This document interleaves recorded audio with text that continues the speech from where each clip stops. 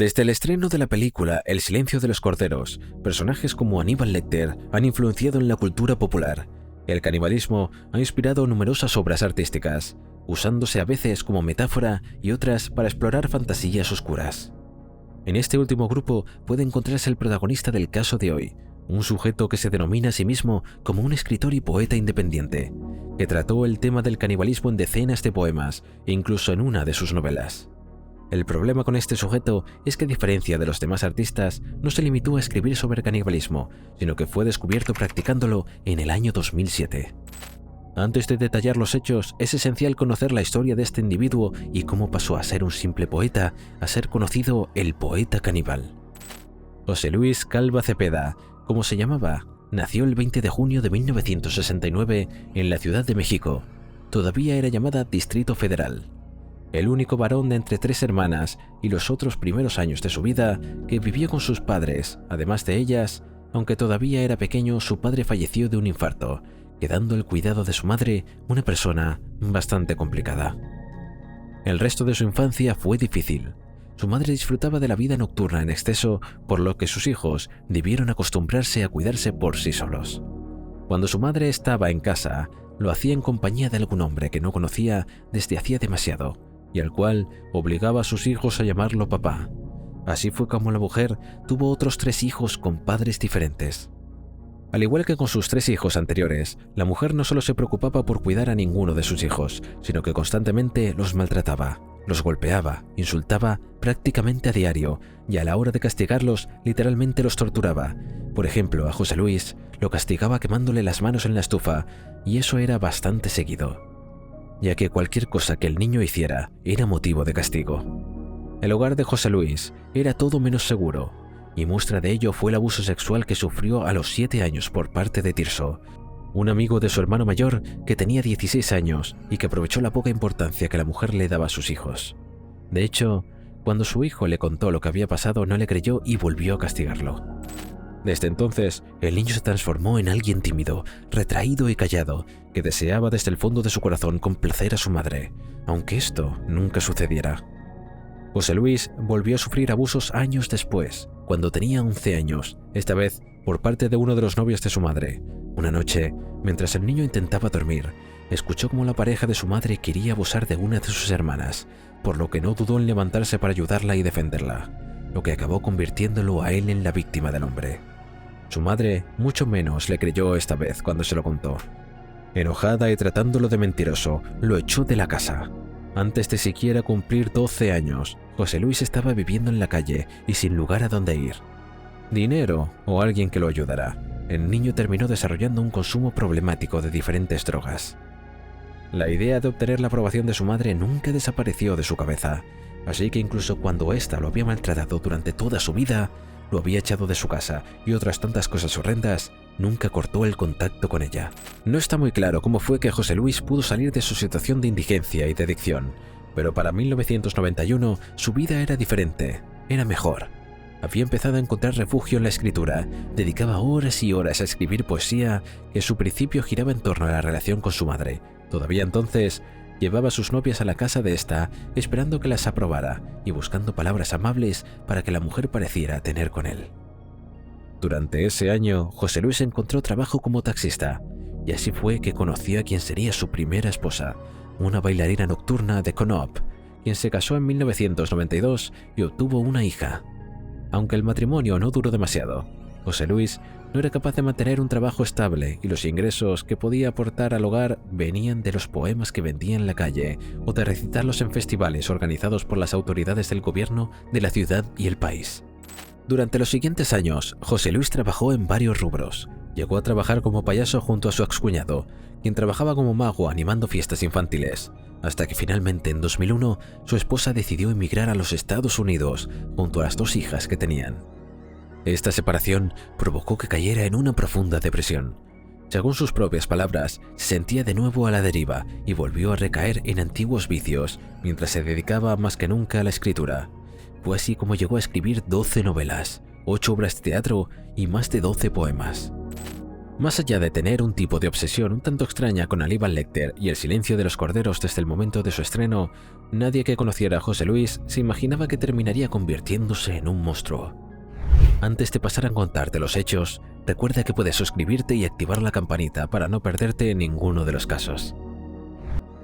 Las cosas empezaron a salir a la luz unos cuantos años después, en otoño de 2007 para ser exactos, cuando el 5 de octubre de ese año Alejandra Galeana Garavito, de 32 años, no llegó a su trabajo en una farmacia en el barrio de Guerrero. Alejandra había dejado a sus 2 hijos con su madre para que ésta lo cuidara antes de irse a su trabajo. Sin embargo, nunca llegó a este y nadie volvió a verla. La madre de Alejandra, Soledad, fue quien hizo la denuncia por la desaparición de su hija y se aseguró de insistir a las autoridades para que la buscaran, señalando a José Luis Calva Cepeda como una persona de interés para la investigación. Era el novio de Alejandra. A Soledad nunca le había gustado el poeta. Había algo de él que le parecía raro, malo incluso, y con el tiempo había confirmado sus instintos. José Luis dejó de ser una persona romántica y detallista para convertirse en lo que era, una persona sumamente celosa y controladora. La relación fue volviéndose cada vez más tóxica, pero por más que el entorno de Alejandra se lo dijera, esta no parecía escucharlos. Si bien la familia había expresado sus dudas sobre este hombre a la policía, en ningún momento lo señalaron como culpable, sino como alguien que podía saber dónde podía estar Alejandra. Cuando los días siguientes a la desaparición, la Policía de México se dirigió al apartamento que compartía la mujer con su pareja en el número 198 de la calle Mosqueta. No iba a arrestarlo, sino hablar con él por la desaparición de su novia, pero José Luis hizo algo de lo más acusatorio. Cuando la policía se identificó, mientras llamaban al timbre, él se lanzó por una de las ventanas del apartamento, intentando escapar. Los oficiales estaban completamente sorprendidos. No habían esperado que nada de eso sucediera, pero aún así lograron perseguirlo y atraparlo. Evidentemente, José Luis Calva Cepeda tenía algo que ver con la desaparición de su novia, y los policías pudieron confirmarlo cuando entraron al apartamento. Mientras los paramédicos atendían a José Luis en la calle, por una de sus heridas en la cabeza que se había hecho saltar por la ventana, la policía descubrió el horror. En el apartamento encontraron los restos del cuerpo de Alejandra mutilado por distintos lugares del hogar. Su tronco ya en descomposición estaba guardado en un armario, mientras que uno de los brazos de la mujer estaba en la cocina, donde José Luis estaba haciendo algo extremadamente macabro. A la extremidad le faltaban trozos de carne tal y como el antebrazo, el cual encontraron en una sartén. La estaba cocinando junto a un limón, especias y hierbas. Otros trozos de carne se encontraron en el refrigerador del apartamento. Algunos estaban cocinados y otros parecían estar crudos. Como si esto no fuera suficiente, se encontraron dentro de una caja de cartón huesos y restos humanos. Por supuesto que la prensa se hizo eco de este horrible hallazgo y apodó de inmediato a José Luis como el caníbal de Guerrero, en referencia al barrio donde vivía. El descubrimiento de lo que José Luis le había hecho a su novia llevó a que la policía decidiera repasar atentamente su vida y su pasado, poniendo especial atención en sus relaciones previas. En primer lugar, la policía analizó todos los restos encontrados en el apartamento, comprobando que todos eran de origen humano, pertenecían a personas. Al comprobar los restos entre sí mismos, se comprobó que la mayoría coincidían. Pertenecían a una misma persona y su ADN coincidía con el de familiares directos de Alejandra, por lo que se confirmó que le pertenecían. La investigación pretendió determinar a través de diferentes análisis que a José Luis si realmente había comido la carne de su víctima, pero esto se quedó en segundo plano cuando se descubrió que Alejandra no era la primera mujer que desaparecía alrededor de José Luis. En 2004, su entonces pareja, una mujer llamada Verónica Consuelo Martínez Covarrubias, desapareció y fue encontrada meses después en el municipio de Chimalhuacán. Su crimen, que hasta entonces había quedado sin resolver, empezó a mirarse bajo una nueva lupa. Al igual que en el caso de Alejandra, Verónica había sido descuartizada junto a sus restos. Habían sido encontrados en la carretera divididos en cajas de cartón. Esto, junto a la conexión que compartía con José Luis, hizo evidente que había sido víctima suya. Además, se encontró una tercera víctima, todavía anterior a Verónica. En el año 2000, una trabajadora sexual que en varias ocasiones había sido vista con José Luis desapareció, para ser encontrada en una situación muy similar a lo que los años después se encontró a Verónica. En cuanto al crimen de esta trabajadora sexual, la policía pudo demostrar que no había actuado solo, sino con la ayuda de Juan Carlos Monroy Pérez, a quien había conocido mientras aún manejaba un taxi. Según aseguran algunas fuentes, los dos hombres habían mantenido una relación romántica. Evidentemente, las desapariciones alrededor de este sujeto no eran normales y existían varias cosas que conectaban al poeta con los crímenes de estas dos mujeres. Todas las teorías de los investigadores fueron respaldadas además por otros hallazgos en el departamento donde vivía. Ahí se encontraron decenas de poemas y cuentos de terror en los que José Luis ahondaba en sus fantasías de canibalismo y violencia. De hecho, se encontró el manuscrito de una novela sin terminar titulada Instintos caníbales o 12 días, la que a diferencia de otras de sus obras nunca fue publicada. Tanto Juan Carlos Monroy Pérez, su cómplice, como el propio José Luis fueron arrestados de forma inmediata. José Luis estuvo varios días en el hospital de Choco, recuperándose de todas las heridas que había hecho, intentando escapar. Cuando le dieron el alta, fue directamente encarcelado a la espera del juicio. Estando ya en la cárcel, asumió su culpabilidad en el homicidio de Alejandra, pero negó haber cometido antropofagia, asegurando que había cocinado su carne para dársela a los perros y deshacerse así del cuerpo. Esto nunca se comprobó, pero tampoco cambia realmente el hecho de que José Luis era un sujeto perverso, macabro y oscuro. Además, ¿por qué cocinaría con tantas especias la carne que era para perros? No tenía sentido, y mucho menos si además tenemos en cuenta la obsesión que tenía con el tema del canibalismo, ya fuese en lo que escribía o sintiéndose atraído a criminales que hubieran cometido tal crimen, fueran estos reales o ficticios como Aníbal Lecter, de quien tenía una foto a tamaño casi real en su apartamento. Un dato interesante es que la novela incompleta que encontró allí, Instintos caníbales, tenía como tapa una foto suya imitando una imagen más típica de Aníbal Lecter con un bozal. Parte de la investigación y proceso judicial implicó evaluar a José Luis y determinar su estado mental, si era alguien capaz de comprender la gravedad de sus actos y diferenciar entre el bien y el mal. Para determinar esto, varios equipos multidisciplinarios mayormente compuestos por psicólogos y psiquiatras decidieron horas de entrevistarlo y hablar con él. Si bien nunca se publicó por completo el expediente de este caso y por lo tanto no conocemos con detalle las conclusiones de los expertos, sabemos que se determinó que José Luis era completamente consciente de los crímenes que cometía. Una de las peritos que lo analizó, Patricia Payán Vidaño, definió públicamente a Calva como un mentiroso compulsivo que se presentaba en un inicio como alguien carismático y seguro y que en el fondo disfrutaba de dominar a las mujeres. Aunque en sus crímenes la perito identificó los traumas de su niñez, según su conclusión, José Luis nunca había podido superar el rechazo y el maltrato al que su madre lo había sometido. Sus sentimientos hacia ella eran extremadamente complejos. Por una parte se acercaba a mujeres que por una u otra razón le hacían recordar a ella y les engañaba, mostrándole como un hombre atento, dulce y amable, para posteriormente maltratarlas, desquitando a su vez el odio y resentimiento que tenía con su madre. A la vez, todavía buscaba la aprobación de su madre y por eso todavía les presentaba a todas las mujeres con las que salía. La opinión de su madre tenía de ellas, también influenciaba directamente en sus crímenes. Si su madre no las aprobaba, se deshacía de ellas sin ni siquiera pensarlo. Y no era que las abandonara, directamente las asesinaba. Parte de esta necesidad de aprobación y dependencia del cariño de su madre se demostró mientras José Luis seguía internado en el hospital de Choco. La única exigencia que tuvo entonces fue que su madre fuera a visitarlo, un pedido que también extendió a sus hermanos. Sin embargo, su madre se negó a hacerle caso, diciendo que era una mujer mayor, inválida, sin capacidad de movilizarse hasta allí y que el problema en que José Luis se había metido era suyo propio y de nadie más. Algo importante es que si bien se le acusó oficialmente de los 3 homicidios que anteriormente dijimos, la policía llegó a sospechar de que por lo menos otros 8 homicidios habían sucedido.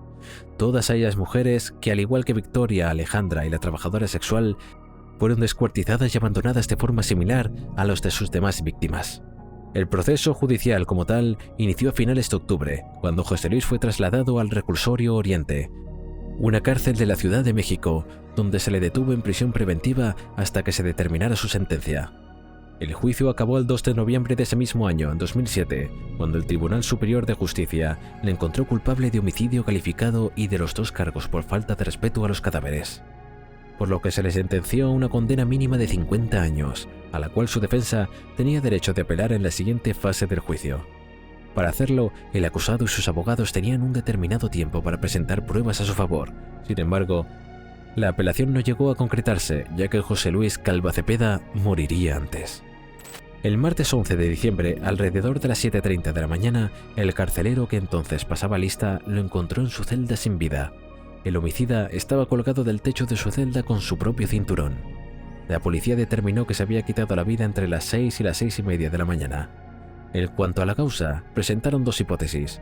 Una de ellas refería al hostigamiento de otros presos y al maltrato que recibiría por parte de ellos, lo que le llevó a quitarse la vida, mientras que la otra postulaba que José Luis se había quitado la vida después de caer en una espiral de depresión y locura que le había hecho perder la cabeza. La familia del asesino, específicamente sus hermanos y su novia, porque sí, estando preso por el homicidio y descuartizamiento de por lo menos 3 mujeres, había conseguido una novia, expresaron su disconformidad por estas teorías. Para ellos, José Luis no se había quitado la vida, sino que su muerte había sido resultado de extorsiones por parte de los carceleros y otros presos, que constantemente amenazaban y maltrataban físicamente al asesino. Según Claudia Calva Cepeda, hermana de José Luis, el homicida había sido víctima desde el momento en que había sido recluido allí. Declaró que varios carceleros llegaron a exigirle dinero para que no fuera asesinado. Sin embargo, según consta los expedientes de investigación que rodeó la muerte del asesino, no se encontró en la celda que ocupara señal alguna de que alguien hubiese interrumpido la fuerza en ella. La puerta de su celda estaba cerrada y no había señales de que hubieran existido algún tipo de pelea o forcejeo. Mientras la familia del acusado seguía asegurando que la muerte del hombre había sido homicidio, la fiscalía negó la posibilidad de que se tratara de un asesinato y cerró la causa como suicidio. Claudia siguió insistiendo en esto, pero la verdad es que ni la prensa ni la población en general estaba interesada en escuchar sus reclamos. La muerte de José Luis Calva Cepeda, o el caníbal de Guerrero, fue recibida en cierta forma como una especie de justicia divina. Después de todo el daño que había hecho y la forma cruel y despiadada que había elegido para deshacerse de sus víctimas, a nadie le importaba realmente ser justos con él. La versión de Claudia se vio también contraprestada cuando la fiscalía publicó que José Luis tenía una relación cercana con varios reclusos, e incluso había empezado a vender sus poemas por 20 pesos. Por ese precio, el caníbal poeta escribía poemas personalizados para las parejas de otros reclusos. Esto no significa que no existieran quienes, como declaraba Claudia, maltrataron a su hermano o lo extorsionaran, pero ayuda a poner en perspectiva el tiempo de su hermano en prisión. Este no era una sola víctima. Han pasado más de 15 años desde que ocurrieron los hechos de este caso, y sin embargo, el caníbal de Guerrero sigue presente en la memoria de todo el país. En Internet hay quienes se han tomado el trabajo de digitalizar las obras de este hombre y publicarlas para quienes quieran leerlas, aunque hay que decir que no se tratan de obras especialmente buenas. ¿Y tú qué crees? ¿José Luis Calva Cepeda se suicidó o fue asesinado? ¿Conocías ya este caso? Si llegaste hasta aquí, no puedes perderte el vídeo en pantalla. ¡Nos vemos allí!